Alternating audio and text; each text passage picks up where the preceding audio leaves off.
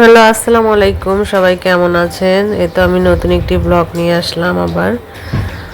তো আজকে রান্না করব সিম আর আলু একসাথে কেটে নিয়েছি। সিম, আলু, গাজর আর এটা হচ্ছে পুঁইশাকও দিব। এগুলো সব মিক্সড করে মাছ দিয়ে রান্না করব।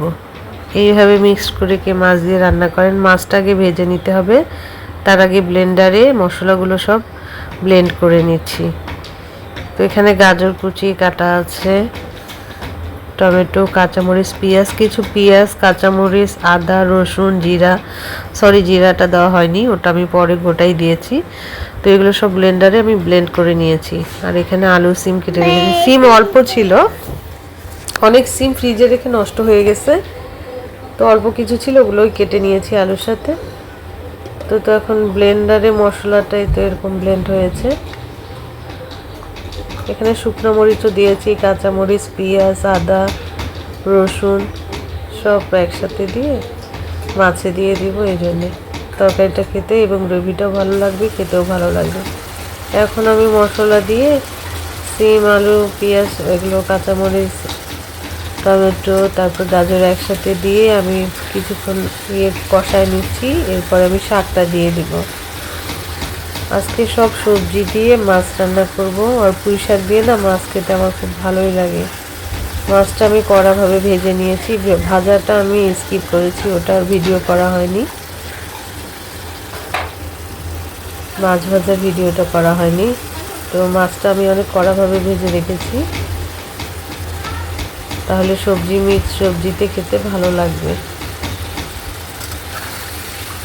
আসলে নদী এলাকা সেগুলো দেখবেন যে বেশিরভাগ মিক্স সবজি দিয়ে টাটকা মাছটা রান্না করে, ওরা কিন্তু ভাজে না মাছ বেশি। আর আমাদের এদিকে নদী না থাকার কারণে আমাদের দেখা যায় ম্যাক্সিমাম মাছ আস্তে আস্তেই আর কি মরা মাছ বেশিরভাগই। এরকম জ্যান্ত মাছ পাওয়াটা ছোটা হঠাৎই দুই একটা পাওয়া যায়, এই কারণে ভেজে না নিলে মিক্সড সবজির সাথে ভালো লাগে না।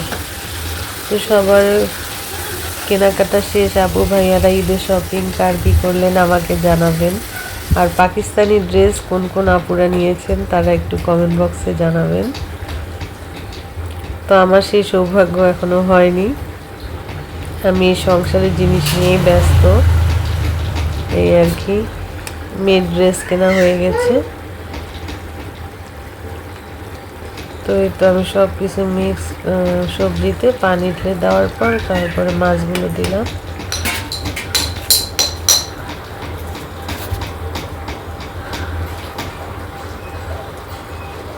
আপনারা কি কোন অঞ্চল থেকে আমার ভিডিওগুলো দেখেন আমাকে জানাবেন। আর আমার ভিডিওগুলো ভালো লাগলে অবশ্যই শেয়ার করে দিবেন।